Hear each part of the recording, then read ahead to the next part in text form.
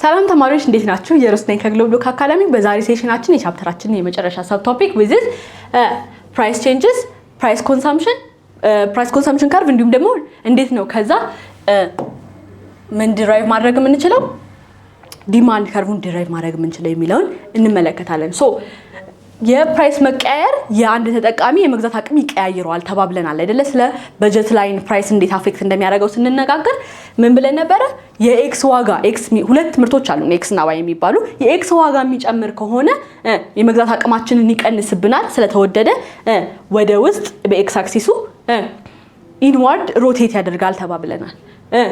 የፕራይስ ኦፍ ዋይ ደግሞ ዲክሪስ ያደርግ ወይም ሲቀንስ ስለሚረክስልን ተጨማሪ መግዛት እንችላለን ወደ ውጪ ሮቴት ያደርጋል ብለን ለመናገር እንደምንችል ተመልክተናል አይደለ? በባለፈው ስቴሽኖቻችን ሶ ፒሲሲ እንዴት ነው ዲራይቭ የምናደርገው የሚለውን ስንመለከት እንግዲህ አዲስ የሚፈጠረውን ኢኩሊብሪየም ጆይን የምናደርግበት ነው። እስቲ እንመልከት። በመጀመሪያ እዚህ ጋር ተመልከቱ። ዋይ እና ኤክስ የሚባሉ ምርቶች አሉን አይደለ? በመጀመሪያ ዋጋው እዚህ ጋር ነበር እንበል እና ተወደደ በጣም ፕራይሱ ሲወደድ ምንድነው የመግዛት አቅማችን ይቀንሳል አይደለ? ስለሚቀንስ ወደ ውስጥ ወደ B1 ሺፍት ያደርጋል። ስለዚህ እንደዚህ የነበረው በጀት ላይናችን እንደዚህ ይሆናል ማለት ነው። በጀት ላይናችን አዲሱ በጀት ላይናችን ይሄ ይሆናል ማለት ነው። ይሄ ከሆነ ደግሞ በፊት የነበረበትን ኢኩሊብሪየም አያችሁ? እዚህ ጋር የነበረው አይሲ ከርቭ ላይ ታንጀንት ነበረ። አሁን ግን የመግዛት አቅማችን ስለቀነሰ ወደ ውስጥ ስለቀነሰ E1 ወይም ደግሞ ይሄ IC1 ላይ ይሆናል ኢኩሊብሪየማችን ማለት ነው። እዚህ ጋር ነበር እንበልሽ ዋጋ ደግሞ ቢረክስ የኤክስ ዋጋ ቢረክስ ምንድነው ብለናል? ወደ ውጪ ሺፍት ያደርጋል ወይም ደግሞ ወደ ውጪ ሮቴት ያደርጋል ተባብለናል አይደለ? ስለዚህ ዋጋው ስለረከሰልን ተጨማሪ መግዛት ስለምንችል ወደዛ ይሄዳል ማለት ነው። ስለዚህ በጀት ላይናችን ወደዚህ ይሄዳል። ወደዚህ ሲሄድልን ኢኩሊብሪየም ፖይንታችን ምን ይሆናል? ወደ ላይ ከፍ ይላል አይደለ? ወደ ላይ ከፍ ይላል። እንደምትመለከቱት ከፍ ወዳለ ኢንዲፈረንስ ከርቭ ይሄድልናል ማለት ነው። ስለዚህ የእቃ ዋጋ ሲቀያየር የተለያየ ኦፕቲመም ፖይንት ወይም ኢኩሊብሪየም ፖይንት አሉን ለማለት እንችላለን ማለት ነው። ስለዚህ እነዚህን ፖይንቶች ጆይን ስናደርግ የሚፈጠረው ላይን ወይም ከርቭ ምንድነው?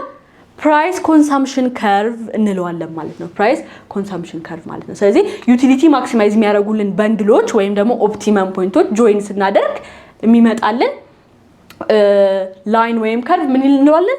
ፕራይስ ኮንሰምፕሽን ከርቭ ወይም ፒሲሲ ብለን እናየዋለን ማለት ነው። ስለዚህ አዲስ በጀት ላይን ሲፈጠር አያችሁ አይደለ? AP1 AP2 AP3 የምንላቸው አዲስ በጀት ላይኖች አሉ። እነሱ የተለያየ የሚመጡት በምክንያት ነው። የተለያየ የኤክስ ዋጋ ሲፈጠር እዚህ ጋር ከነበረ ሲረክስ ወደ ውጪ ሲወደድ ደግሞ ወደ ውስጥ ሺፍት እንዳደረገ ተመልክተናል ማለት ነው። ስለዚህ አዳዲስ የሆኑ ኢኩሊብሪየም ፖይንቶችን ሰጥቶን አገናኝተነው ፒሲሲን ለመስራት ችለናል ማለት ነው። ታዲያ ከፒሲሲ ላይ ዲማንድ ከርቭ እንዴት ነው ዲራይቭ የሚደረገው የሚለውን ስናይ እንግዲህ ዲማንድ ከርቭ ምንድነው? ከዚህ በፊት በነበረው የኢኮኖሚክስ ኖሌጃችን የአንድ ምርት ዋጋንና ኳንቲቲ ዲማንዱን የሚያገናኝ ፖይንት ነው ኢኩሊብሪየም ላይ አይደለ? ሶ እንዴት ነው ትሬስ የምናደርገው? ከፒሲሲው ላይ እንደ ፕራይስ ቼንጅ አድርገን ማውረድ ነው። አሁን እዚህ ጋር የምትመለከቱት አለ አይደለ? ይሄ የምን ግንኙነት ነው? የኤክስ ኳንቲቲ እና የዋይ ኳንቲቲ ነው አይደለ የሚያሳየን። ስለዚህ የኤክስን ብቻ ለመውሰድ እንችላለን ወይም ደግሞ ከዚሁ ላይ ወደ ታች ትሬስ አድርገን አሁን እንደዚህ ነበር አይደለ?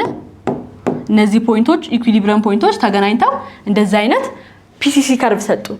እነዚህን ፖይንቶች ሶስቱ ፖይንቶች እነዚህ ናቸው ብንል ከሆነ ወደ ታች ትሬስ አድርገን ዳውንዋርድ ስሎፒንግ የሆነ ላይን ለመስራት እንችላለን ማለት ነው። ይሄ ፕራይስ እና ኳንቲቲ ዲማንድ ነው አይደለ?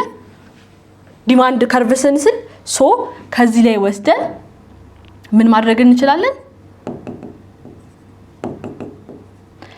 እዚህ ጋር ያለው ፖይንት ምን ሲሆን ነው? እዚህ ጋር ያለው ፖይንት ከፍተኛው ፖይንት ሲረክስ አይደለ? ሲረክስ ሲወደድ ደግሞ ወደ ውስጥ ይሄዳል አይደለ?